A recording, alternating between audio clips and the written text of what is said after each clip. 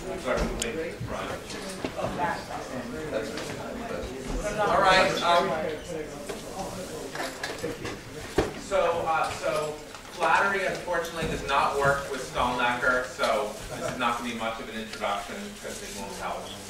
But like many of the most distinguished figures in philosophy, he's been associated with both Cornell and MIT. And one, but in the wrong order. And one, I will say a little bit about one of the many reasons to admire him besides his remarkable unflappability and ability to turn any objection into a point in favor of what he's saying. We saw Similarity this week.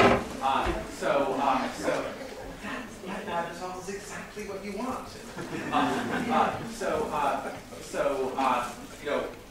There are very few figures in philosophy that master all the non-historical areas, and all the sort of tools that philosophy requires. So philosophy requires model theory, logic, probability. Those are like the formal tools, decision theory.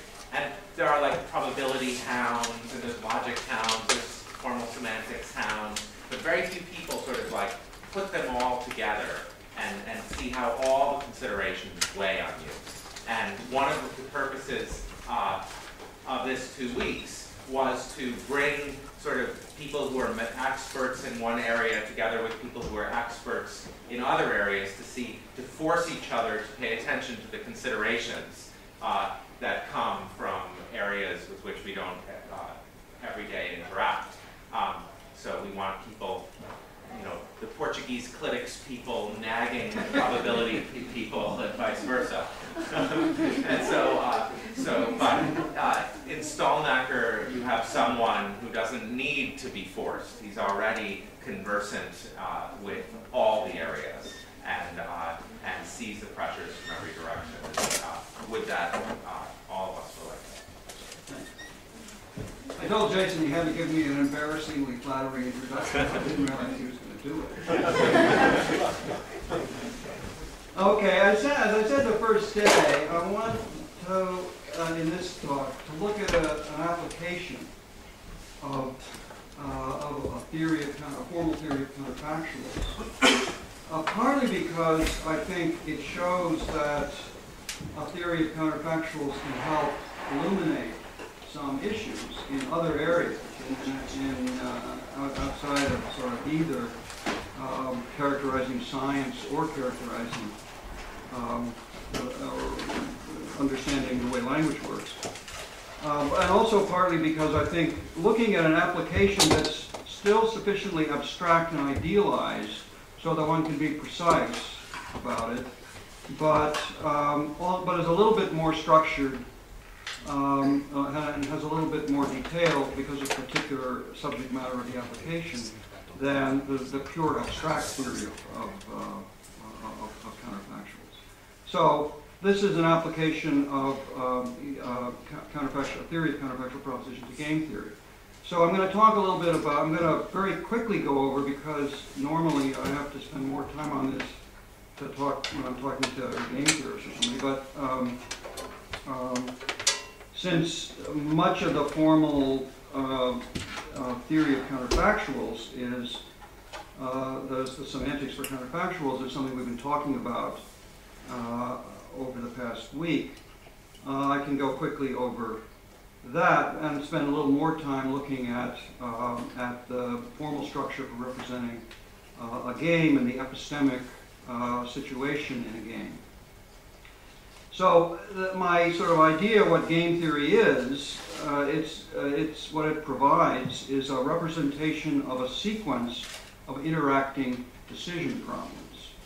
So a decision problem normally involving more than one agent, all the interesting, and most of the interesting cases involving more than one agent, where what happens in the end depends on the actions of the different agents in sequence. So implicit in the definition, in the standard definition of a theory of a game, and in the models for playing games that have been constructed, is some information about the causal structure of the sequence moves, of decision problems, and the way in which responses to early decision problems affect responses to later ones. So there's information about the causal structure of the sequence, about the flow of information, about what can and cannot influence what, information that concerns not only what will happen in the course of the game, but what would happen if things had gone differently. And there's lots of controversy and argument within the theory, between game theorists, which depend on, as they put it, what happens off the equilibrium path. And one can say more generally what happens, what would happen in situations which it is known will not arise, which is known by the players will not arise. Now, it's intuitively clear that counterfactuals are deeply involved in both, before we even get to theory, in both practical and theoretical reasoning. So even in a simple decision problem, what you reason about, or your reasoning about what to do, essentially involves comparing what would happen if you did each of the various alternative options. Even once you know, or even when it's very obvious what you will do, or what one should do, and in a given situation, one still, part of the explanation for why what you do is what you do, and what you should do is what you should do, is what would happen if you did something else. So, just a few homey examples. One says, I went around the lake because I would have fallen through the ice if I had tried to walk across. Okay, so an explanation of why you did what you did in terms of what would have happened if you'd done something else. Inductive inference also involves counterfactuals. So one might say, he must have made the plane because he would have called if he had missed it. So again, a counterfactual about what would have happened if something had been true, which isn't true, or which didn't happen, it therefore becomes a reason for believing something. But what happens in an interactive decision situation, a situation where each person is responding to actions by another, it can happen that inductive and practical reasoning come together. Since one has to reason inductively about the deliberations of other people. You have to think, what do I believe about what someone will do, which depends on what I think is reasonable for them to do in a situation where I think they will act reasonably. So my action can provide information for your inferences, for your inductive inferences, and it may be that my action will be motivated in part by how I think it will affect your reasoning about what inductive reasoning based on what I do, which will then determine what you do in subsequent actions. So I say something like, if he went around the lake, it must have been because he believes that he might have fallen through the ice if he had tried to walk across, and since he knows what he's talking about, the ice must be thin. So here one's using inductive and practical deliberative reasoning together in counterfactuals that are in both cases. But the information about what would happen under counterfactual conditions remains implicit in the abstract models of games and abstract models of the playing of games that have been developed. So counterfactual conditions are used in the informal commentary. They're essential and very deeply involved and commonly involved in the informal commentary on the interpretation of the formal apparatus that's used in game theory. But the apparatus provides no explicit representation of counterfactual conditional propositions.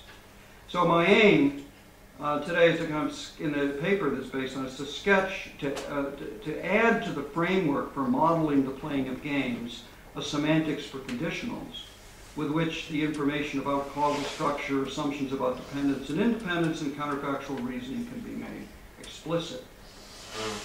And I think, as I say, I think this can help throw some light on on the interaction of epistemic and causal concepts, in particular in deliberative reasoning, as comes out in the game models, and on the role, in particular, on the role of the concept of a strategy in game theory, which is a highly dispositional counterfactual concept. I think the exploration of this connection also may help to clarify some more general issues about counterfactuals by providing an application of conditional semantics in a situation with a richer and more detailed structure than is provided by the more general framework in which conditional semantics has been done. Okay, so my plan is first I'm going to point a little more specifically at some of the counterfactual information that's implicit in the representation of a game, and sort of just introduce the basic formal pictures. Second, I'm going to remind you what the abstract semantics for conditionals is, something I hope I can mostly take for granted after what we've been talking about this week. But the idea here is to use an off-the-shelf and independently motivated semantic theory to see the game context as a particular application of an abstract theory. The general methodological strategy that's in the background here is a strategy, as I sort of mentioned briefly a few days ago in discussion, to take some relatively simple components. One has a Bayesian theory of individual rationality. One has a logic of knowledge and belief for multiple agents, sort of Hinticke-style logic of knowledge and belief. One has a theory of belief revision, all these kinds of things. Put them together, and the complexity of the dialectic of reasoning that is involved in a theory that has all these components, one hopes can be explained in terms of the interaction of conceptually separable parts. So it's kind of modular strategy. So in particular, it's easier to get an intuitive handle on the theory if one can look at it in isolation and then see what happens when you put it together with other things. So after sketching the abstract semantics for conditionals, I'm going to sketch the details of a simple epistemic model for games and then put the two parts together. And then finally say a little bit about how making counterfactual propositions explicit will help to illuminate some issues about strategy and what a strategy is, and about some patterns of practical reasoning, which raise puzzles in the game situation. Along the way, I hope also that we can see how looking at an application, even a very abstract and idealized application, can throw some light on some general philosophical problems about the interpretation of counterfactuals and about, I mean, I'm not going to talk that much about dispositions, dispositional properties, but I think that's one of the sort of interesting, more general philosophical issues that this kind of application helps to illuminate. Okay, so so this is a simple game, and the representation of a game is the basic representation is a tree structure, where the nodes of the tree are choice points, and in some games you have chance involved as well as choices. And so sometimes in a representative game you have a zero player who is chance, and rather than choices, you have a probability function defined on chance's moves. So you think of chance as a player, and a probability distribution is determining chance's moves.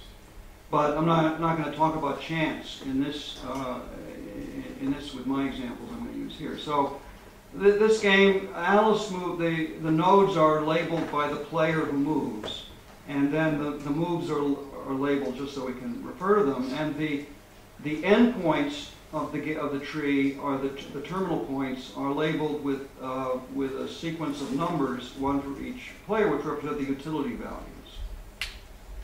So the idea here is that Alice can choose no or yes. She can opt out of the game, taking 2 and giving 2 to her opponent, or she can opt in. If she opts in, then her opponent, Bob, or the other player, partner opponent, gets to go L or R, left or right, and then Alice makes a second move, going either left or right. The dotted line connecting two nodes is an indication that's so-called information. Those two nodes are members of the same information set. And the basic claim is that, or the basic intuitive idea is that Alice's move has to be made independently and without knowledge of Bob's move. And it's not quite right to say she makes it without knowledge, because she may know on other grounds what Bob is going to do. But she is not informed what Bob. So you can think Alice makes a move, Bob is informed what Alice's response is, and is told, okay, you get to move now. And then Bob moves left or right, and Alice has a second move, but she doesn't get informed what Bob did. So it's in effect as if Bob and Alice move simultaneously. Now, just this game, if you look at the sub-game, after Alice, assuming Alice opts in, this is a classic, what's been referred to with labels going back to a pre-politically correct time, the Battle of the Sexes. The Battle of the Sexes is a game which is a coordination game in which the players have to act independently, but they either, if they each choose the same, they will coordinate. If they choose differently, that is, one left, the other right, they will fail to coordinate. They both have an interest in coordinating, but they also have preference. Each has different preferences about where to coordinate. So Bob prefers the red numbers representing Bob. Bob prefers that we wind up right, right. Alice prefers that we wind up left, left. But they both prefer their weak equilibrium to not coordinating at all. So they're going to try to coordinate, but they hope to coordinate on the best.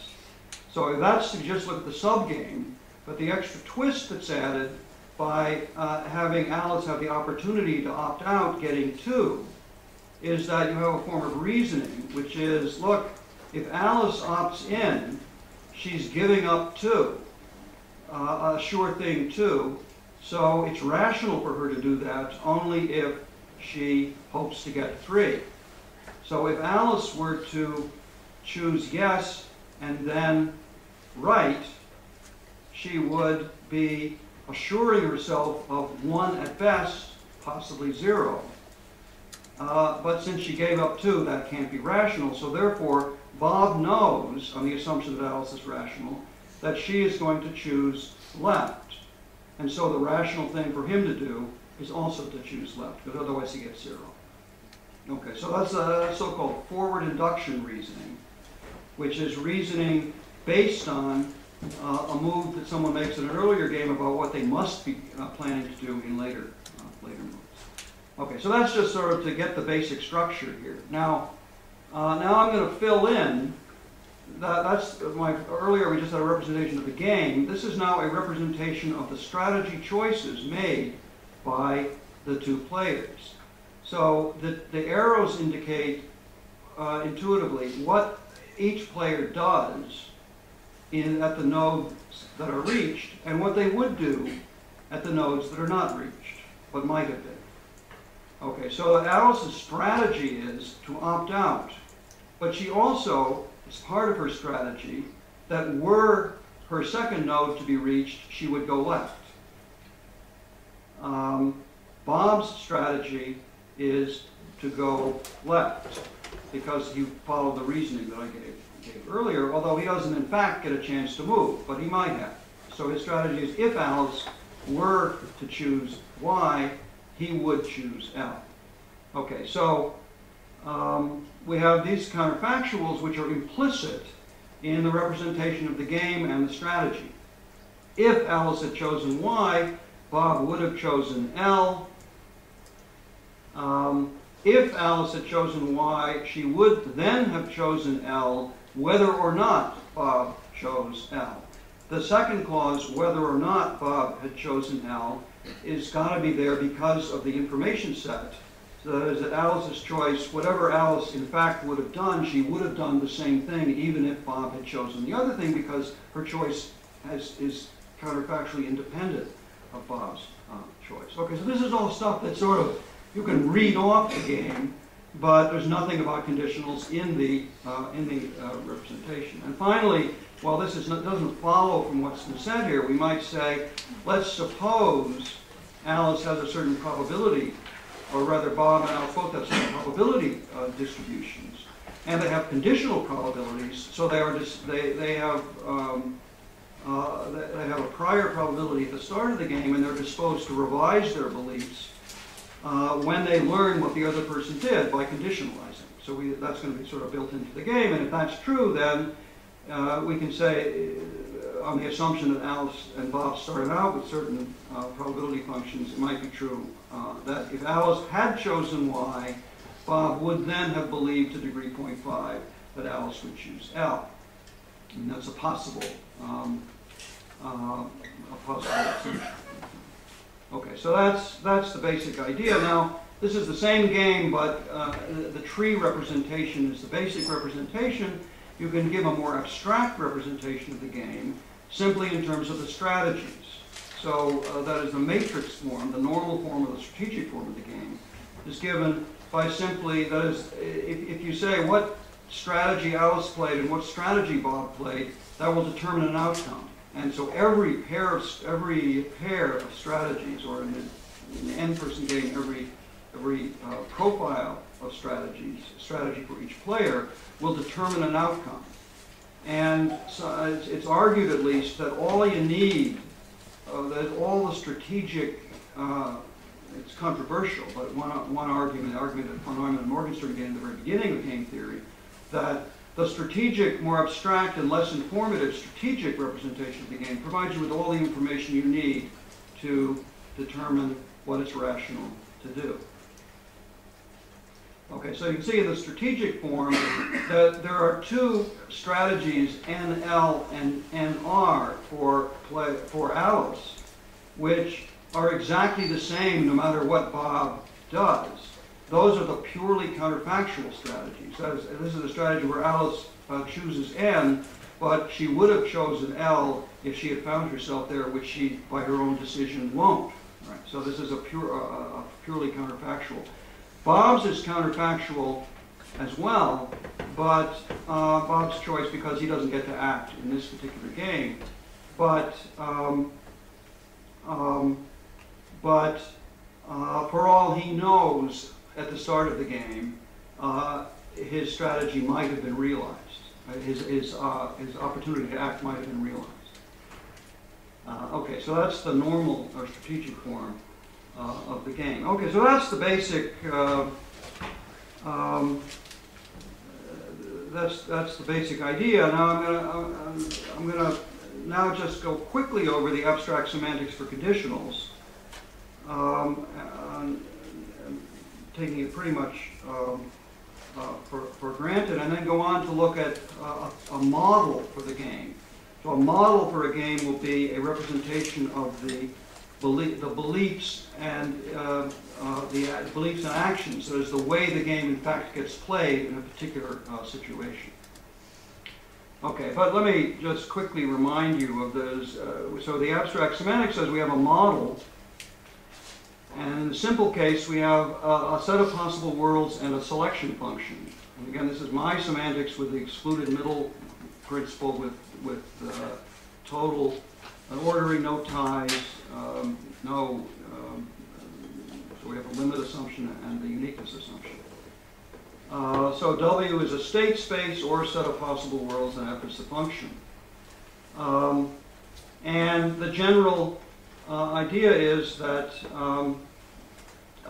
A is a proposition, a subset of W, X is a member of W, then the function takes a proposition and a world into a world, the selected world. And the definition of the conditional, a conditional is the proposition which is true, just in case the selected A world is a member of the C world, is a member of the C proposition. Okay, so that's the semantics for conditionals. Another way to put it, if A then C is true in world X, if and only if C is true in the selected world F of AX. So that's the semantics one of the versions of which we've been talking about. So the intuitive idea is that a conditional is true if B is true in the world as it would be if A were true, which should be a possible world in which A in which A is true, but which is otherwise minimally different from the actual world. Okay, so very quickly, just there are these 4 constraints on the selection function. The selected A world is a member of A. If the world you're selecting from is a member of A, then you select that world itself. That is, each world is close, more similar to itself than the other. And this is the sort of condition, more complex condition, but it says basically if 2 worlds if the selected A world is eligible to be selected relative to B, and the selected B world is eligible with respect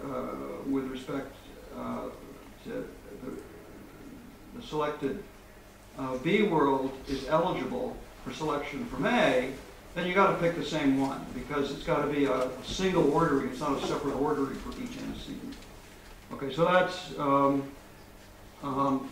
and then the final, if A is empty, then f of A is undefined. Of course, in the original theory, I talked about the absurd world, and actually that was a mistake because other people get exercised about that. But it's just a trivial, not terribly serious attempt to sort of close off the vacuous case. So you basically say if the antecedent is empty, then the selected world is undefined, and somewhere else you're going to say that the conditional is true if the antecedent world is undefined. Okay, so now these are the constraints that are necessary and sufficient to determine a comparative similarity relation that orders the world relative to each world with the base world first in the order. That is, gives a total order with no ties and no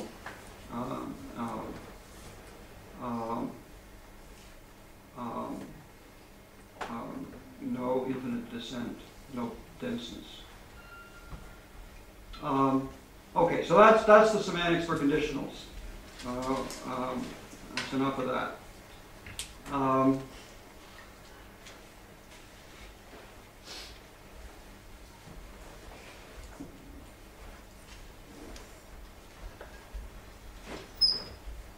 Okay. Now I want to. I've told you what a game is, and you can give a formal representation of the tree structure and of the other structure. What I want to do now is to define. We have the tree, we have the choice points, we have the utility values, the labeling of the tree by the players. All that is in the basic definition of a game. But the traditional approach to game theory was to give an implicit analysis of what was called game theoretic rationality. So the idea was game theoretic rationality is different than Bayesian rationality. It's not simply maximizing expected utility, although it's compatible with that, but it's going to be, because we're not given probabilities for the actions of other players. What we're given is, or what we implicitly assume, is that other players behave rationally, and that it's common knowledge that other players behave rationally. And that an implicit analysis of game theoretic rationality was a, quote, solution to the game. And the idea, the knowledge and the beliefs of the players are not formally represented, but they're informally the players know, and they have common knowledge of what's going on. They're rational, and they know everybody else is going to be rational, so they'll do the rational thing on the assumption that the other person is going to do the rational thing. And a solution then was an answer to the question, so under those conditions, what will the players do? And this was done by stipulating a definition saying, here's my proposal for what game theoretic rationality is. And so then you have Nash equilibrium, which is the basic notion. And then somebody comes along with a counterexample and says, this is a Nash equilibrium, but it looks intuitively nuts for anybody to do the things that lead to that equilibrium. So let's refine our definition of game theoretic rationality, and so you add some further conditions. Or you say, here are some conditions where it looks like everybody did the rational thing, and knowing everybody else was rational, but they wound up in a non-equilibrium point. How did that happen? So you weaken your definition. But this is all going on informally, sort of like philosophical analysis. You give your analysis of knowledge, somebody gives a counterexample, and you revise your definition. A more systematic approach, which is a more recent approach within game theory, is to give a formal representation of the knowledge and beliefs of the players, including their probabilistic beliefs, and then to say rationality, game theoretic rationality means Bayesian rationality. It's just maximizing expected utility. While the game itself doesn't tell you what the people believe, we add that to the model. And then we say, so let's suppose that there's common knowledge that everybody is rational. Then we can say, we can express as a proposition within the model, because we have now a representation of knowledge, and a representation of iterated knowledge, and a representation of common knowledge, and a representation of rationality, all of which are given by their separate theories. And we can put it together saying there is a proposition that everybody has, that is, there is common knowledge that everybody is Bayesian rational. And then you can say what outcomes are compatible with that assumption. That is, what outcomes are such that, what strategy pairs or combination are such that a rational pair could have arrived at that outcome when they had the knowledge and beliefs that are given by a certain assumption about the knowledge and beliefs. So then if we can show that under certain conditions all players would arrive at a Nash equilibrium solution, then we can say that's a sort of derivation, a proof of a certain solution result, rather than simply taking it as given. Now, in fact, Nash equilibrium is much too strong, but you have notions like rationalizability, which can be given an algorithmic definition within the game, and then you can prove that if there's common belief in rationality, where belief means probability 1, if there's common belief in rationality at the start of the game, then the players will always wind up choosing a rationalizable strategy, and the result will be a rationalizable outcome. But that's a very weak solution concept. And then you can add some various other conditions and say particular conditions about what the belief revision policies of players are will lead to stronger kinds of solutions. Okay, but first we got to sort of start by giving a definition. An epistemic model of a game is a representation of a particular playing of the game, specifying what the players do and what they believe at different points in the game. So here's the idea. We have a structure. W is going to be, again, a state space or a set of possible worlds. A is the actual world of the model, the designated world is the actual world in the model. P is not a single probability function, but a function determining for each player in each world a prior conditional probability or credence function for that player in that world. P will have two subscripts, one for a player and one for a world. I is a player, X is a world. So P sub Ix of phi psi is the conditional probability that player I has in world X at the start of the game of proposition phi conditional on proposition psi. That conditional probability. This is a conditional probability function defined for all subsets of W phi and psi, including ones where the prior probability of psi is 0. So it's kind of a function that Al likes, where conditional probabilities are primitive. The final element of the structure H is a function taking W to complete histories or paths through the game tree. So basically what H does is tell you what everybody does. What's the path through the tree? Now notice no representation of strategies here, just a representation of what actually happens in the course of the playing of the game and what the players believe at the beginning. But it's going to be assumed that what they believe in the course of the game later on is going to be conditional on the information they receive about where they are in the tree. So what you will believe at a later node will be what you believe initially conditional on the information that you reach that node over that information set. Okay. So H sub x, where x is a possible world, is the path taken through the tree in possible world x. Okay, now we're going to define, again, I'm going to go sort of a little too quickly through this, but I hope give a rough idea of what the nature of the structure is, and then we can look at some intuitions about it later. So a type, the game theorists talk about types of a player. A type is basically the epistemic situation of the player. So two possible worlds are subjectively indistinguishable for player I if she has exactly the same beliefs and conditional beliefs at the start of the game in those two worlds.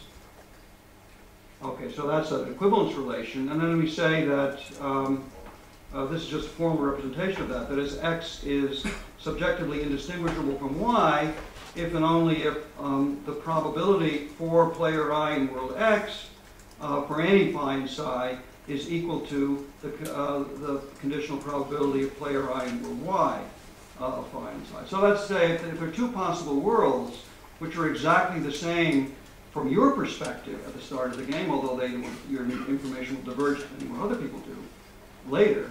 But at the start of the game, your epistemic situation is precisely the same in x and y. I mean, that means the things that distinguish x and y are what other people think or believe or do.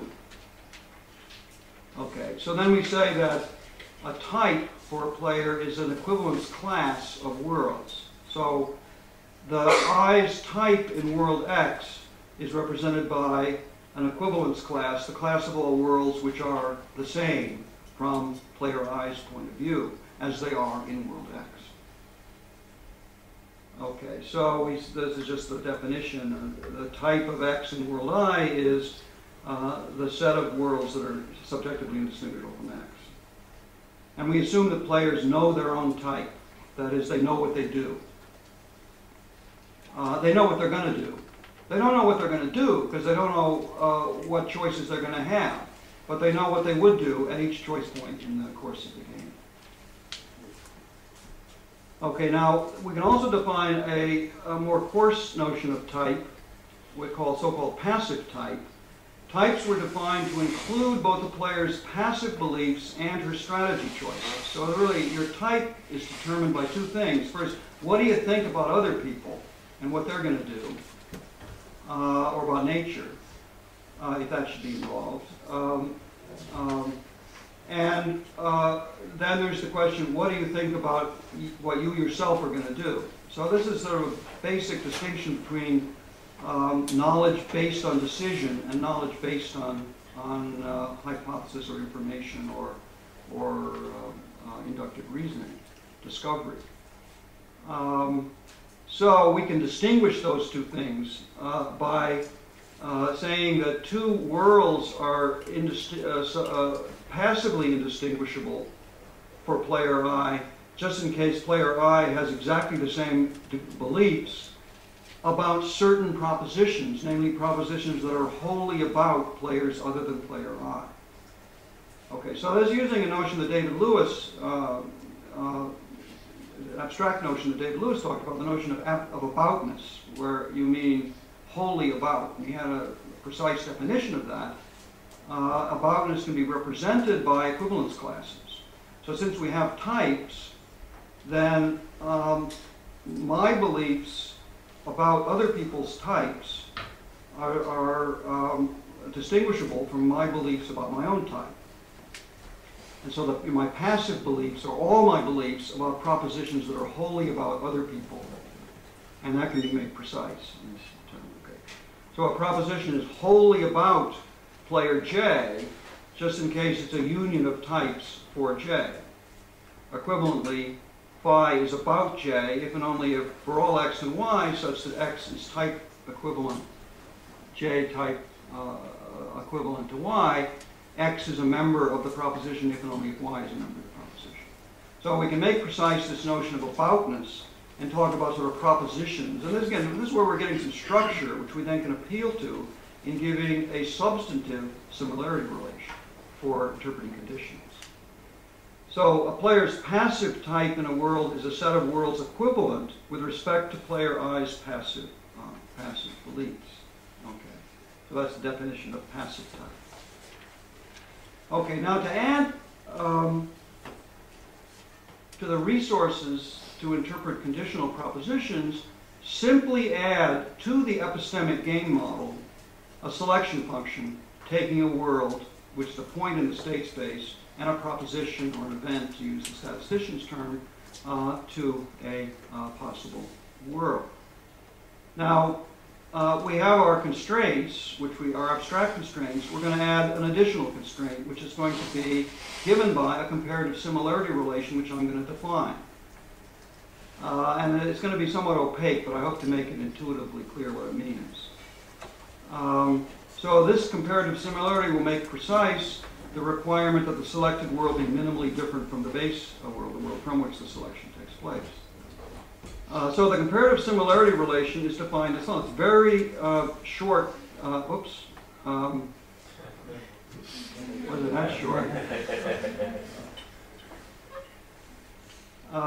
Okay, so y is at least as similar to x as z if and only if for all players I, either i's type in y is equal to the type in z, or is equal to the type in x.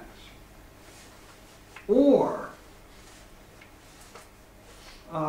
the passive type for I is equal to the passive type of I in x, but not equal to it in z. All right, now all that's completely opaque, but let me explain what it means. So the intuitive meaning of the definition is this. First part, a possible world is more similar to a given world if it differs from it with respect to fewer different types. Where by fewer here, I don't mean just count.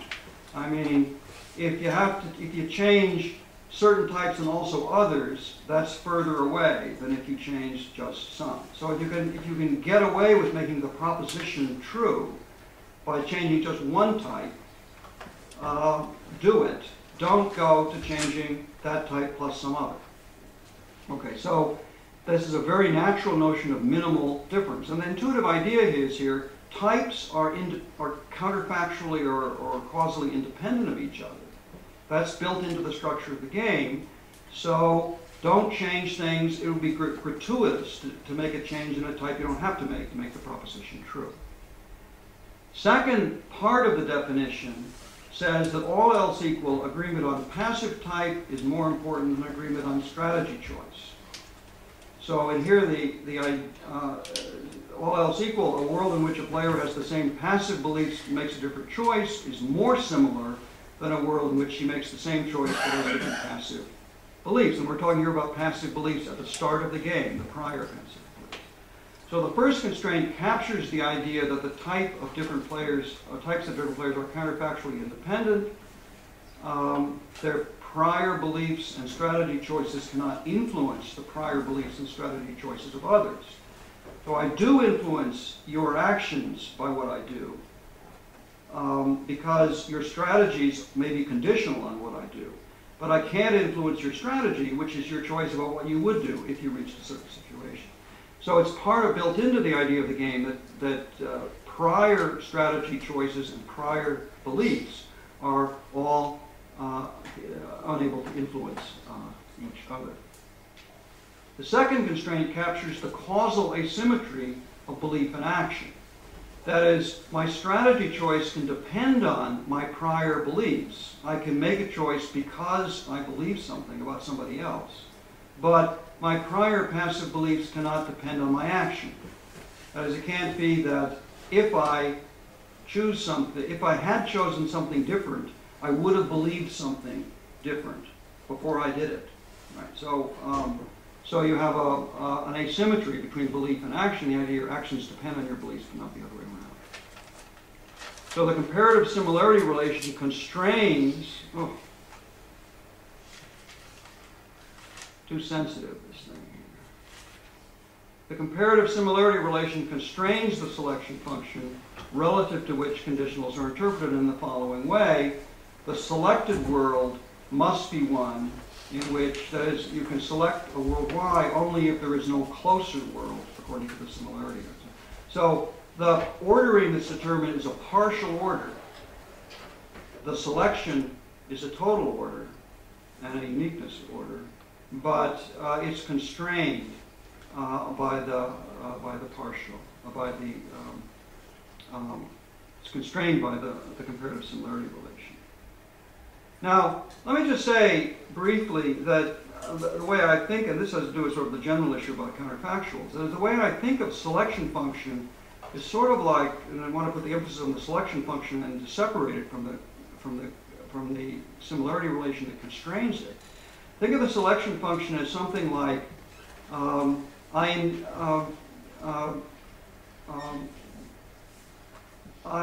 it's something like the way a definite description works. That is, a definite description is no assurance that you get uniqueness with a definite description, but there's something inappropriate about using a description if there's not, in the relevant context, a unique salient referent. So it's sort of part of the constraint on the use of descriptions that the uniqueness condition be satisfied. Now I think a similar thing holds in the case of conditionals. That is, in a given context, if you make a conditional antecedent, and this is talking about counterfactuals now, then, but you don't have a unique situation in mind. That is unique up to what determines the truth value of the consequent, then something's gone wrong. In the game situation, the comparative similarity definition I've given will constrain conditionals where the antecedent is an action. So if Jones had done this, what would have happened? That's well defined. But if you have things like disjunctions, if I say, well, suppose either Smith had acted irrationally or Jones had acted irrationally, which one would it have been? Right? You say, well, there's no answer to that question given by this comparison. But then that's an inappropriate thing to say in the game situation. That doesn't play a role in the use of counterfactuals to explain things. Okay, two kinds of conditional beliefs. A conditional probability represents the degree of belief that a player I is disposed to have in possible world X were he to receive the information. I got it reversed. The information that A should be. Okay, second, the probability of a conditional. This is the conditional probability. The probability of a conditional represents the player's unconditional belief in world X in the truth of the conditional proposition. Okay, and we'll look at some examples where they come apart in the game situation, and that makes a difference. Okay, now let me just mention the counterfactual or dispositional interpretation of strategies. So formally, a strategy for a player in a game, the definition of a game, is a function from the player's choice points to choices, branches on the tree leading from the point. So if S is a strategy and V is a choice point, then S of V, it's just a function, is a choice at that point. Okay, so that's what a strategy is formally. It's a mathematical function which takes choice points, which can be information sets or nodes of the tree, as an argument and takes a branch of the tree as its value. Okay, to say that a player plays a strategy in possible world X in a given game model is to say that it is true in world X that if point V were reached, then I would choose S of V for each V. So if V is not in fact reached in world X, then the proposition, which is part of the definition of the strategy, or the definition of the interpretation of the strategy, will be counterfactual. Now equivalently, if V put in brackets is the proposition that V is on the path that's taken in a given world, that is, it's those possible worlds in which node V is reached, then S of V in brackets is the proposition that choice S of V is the choice that's made. Then to say that player I plays strategy S in world X is to say that for each of player's choice points V, the selected V world is a member of the proposition in which that choice is made, or equivalently, strategies can be represented by a set of counterfactual propositions, one for each choice point, of the form, if V is reached, then S of V is chosen. And where that's counterfactual in the case where V isn't reached. Okay, now I want to just quickly distinguish strategies from plans, and I'll go through the definition quickly, and I hope it's clear. A strategy is a function from players' choice points to choices. Strategy profile is a sequence of strategies, one for each player, a strategy pair in the two-person case, and that determines a complete path through the tree. A choice point is reachable by a strategy, a given strategy, if and only if there's some strategy profile containing S that determines a history that includes V. That is, a choice point is reachable just in case if other people make the choices that cooperate, that allow it, V might be reached. Two strategies are plan equivalent if they have the same set of reachable points and the same choices are made at the reachable points. Okay, and then a plan is a partial strategy defined for all and only the points that are reachable. Just to illustrate the idea with a simple one-person game, so A chooses, the one player chooses A or B. If they choose B, then they choose C or D, and they get 2, 1, or 0, depending on which choice they make. Now, this player has 4 strategies. One is choose A, but choose C if you reach the point, the second point. The other is A, choose D if you reach the second point. But of course you won't reach the second point. And the other strategies are B and C and B and D. So there are 4 strategies, but there are only 3 plans. The 3 plans are A, in which case the other point is not reachable given that strategy, or BC or BD. Okay, 4 strategies, 3 plans. Or in the game we started with, just to remind you what it was, where Alice chose Alice's strategy N plus L.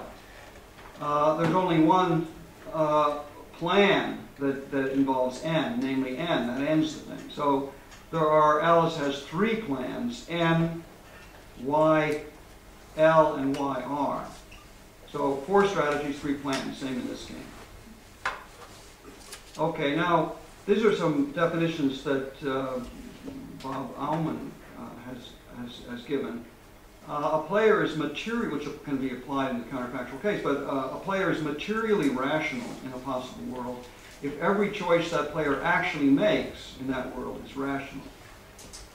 And a player is substantively rational in a possible world if every choice they make is rational and every choice they would make if they had the opportunity would be rational.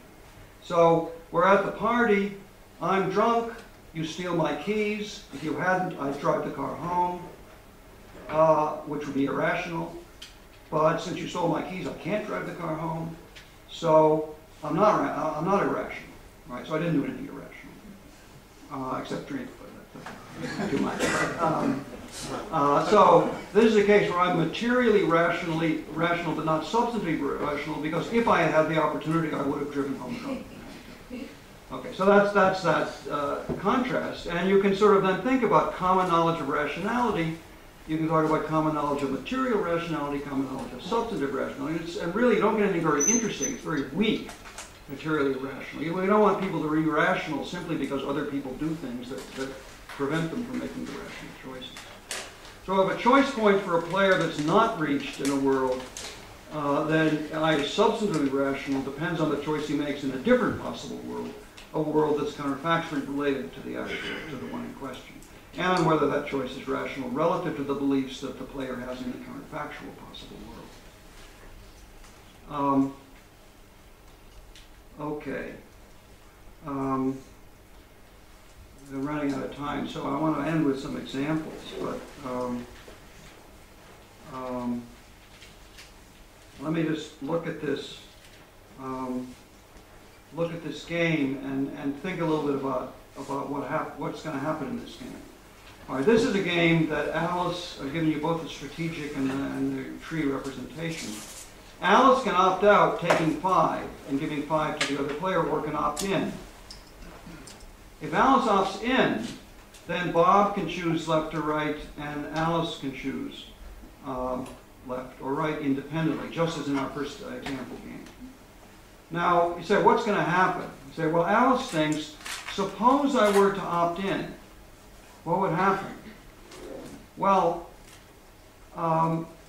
clearly I wouldn't opt in, says Alice, unless I hope to get 6, because I could get 5 anyway. Right? So the only way for it to be rational, for me to opt in, is if I'm going to go left, on my second move. So the only rational Y strategy for me, or Y plan for me, is YL. But what's Bob going to do? Well, Bob's going to think, look, if Alice opts in, she must be trying to get 6. So on the assumption that she's rational, she's going to choose L. What's my best response to L? R. Because then I get 6. Right? Alice gets 0. But Alice can figure out that that's what I'm going to do because she knows I'm rational. Right? So she's going to opt out. Right? So N is the right thing to do. Looking down at the normal form of the game, one can reason sort of more abstractly about this. And we say, look at YR. Look at strategy YR, the one at the end. Strategy Y and R gets 4 no matter what. Strategy NL gets 5 no matter what. So YR is strictly dominated. It can't be rational to choose YR. So Bob can eliminate YR in his reasoning. He can say, look, it's either going to be NL, NR, or YL are the strategies. So what's my best response to that? Well, if I go left, I get 5, 5, 4. If I go right, I get 5, 5, 6. This is all reasoning going on before the start of the game. So R weakly dominates L. I can ignore YR, the fact that I'm going to get a 0 if Alice chooses 4, 4. So therefore, I should choose R. Alice can figure out that I'm going to choose R, so she will choose N. But then you can ask, well, what would Alice do? If we want to ask this purely counterfactual question, what would Alice do, given that she's going to do N? But what should she do if she reaches, if we sort of, by a miracle, by a Lewisian miracle, put her at the second point, which she's not going to be at. But suppose she found herself there. What would she do? Well, she's already figured out that Bob is going to go left. Or rather, Bob is going to go right. Okay, so Alice says, if I were to find myself at the node, what would I do? I'd go right. Right? Because then at least I get 4. So even though I know I won't go there because I don't want 4 when I can have 5, if I found myself there, knowing what Bob will do, that's what I do. So Alice says, I choose strategy. If I have to hand in my list beforehand of what my strategy is, I choose strategy NR. Okay, so that's sort of the way we think about the game. Now, given that reasoning, the probability, Bob's probability in the actual world is conditional on YR is low. Because he says, well, Alice won't choose Y because she's rational, but if she does, then she'll go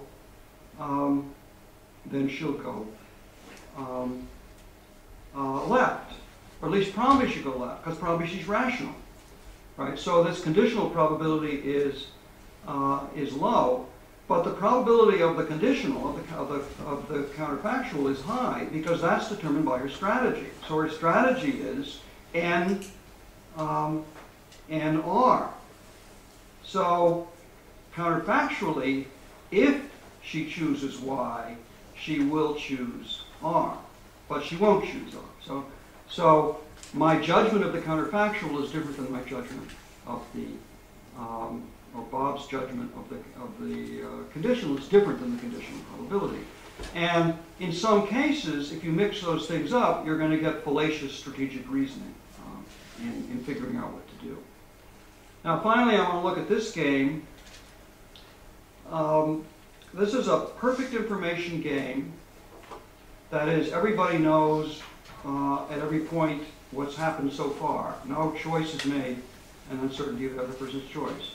It's also a pure coordination game, in the sense that the payoffs to the players are exactly the same. There's no conflict. The only problem is to coordinate. Now, you might think in a perfect information game where people choose in sequence, and everybody knows what everybody else has chosen up to now, and where there's no conflict, where the only problem is coordination, that it should be easy to reach the optimal solution. Okay, so the optimal solution is Alice goes Y, Bob goes Y, Alice goes R, right? And wind up with 11, 11, which is the best outcome. But we got this clunker in here that's minus 100. So one might reason this way. Bob thinks, look, Alice is rational. Probably. I'm almost certain she's rational. So, so if she goes, so probably, well, let's see. But I think if my point is reached, I won't be quite so sure she's rational, because I think the rational thing for her to do is to choose N.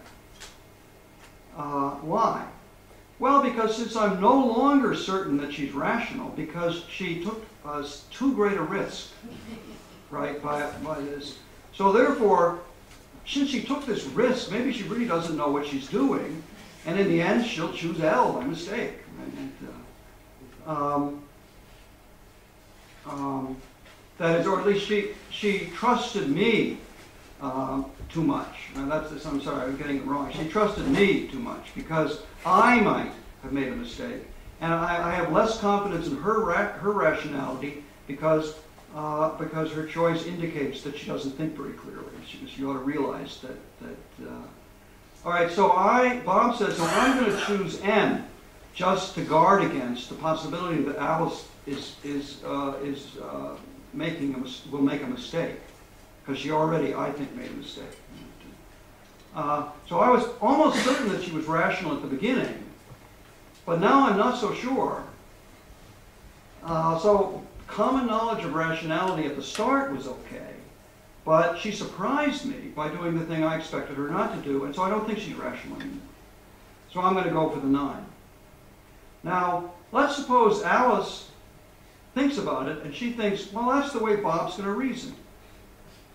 Maybe Bob won't actually reason that way, but she thinks maybe Bob will reason that way. So, I better take the 10 rather than the 9.